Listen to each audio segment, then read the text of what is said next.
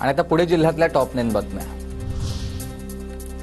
लाखो पुणेकरांनी विसर्जन मिरवणूक अनुभवण्यासाठी केला मेट्रोने प्रवास। एकाच दिवसामध्ये 3,46,433 प्रवाशांचा मेट्रोने प्रवास।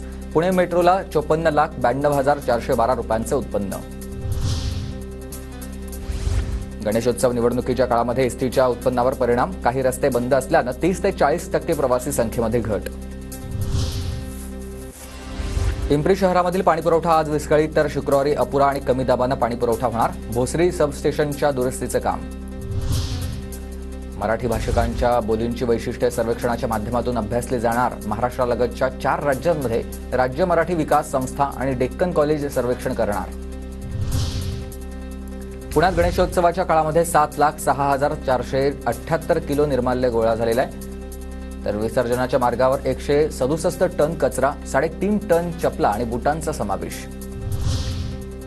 पुण्यातील भोरमधील रायरेश्वर किल्ल्याजवळ बिबट्याचा मुक्त संचार। बिबट्याचा वावर मोबाईल कॅमेरामध्ये कैद। बिबट्याचा वावर वाढल्याने नागरिकांमध्ये भीतीचं वातावरण आहे।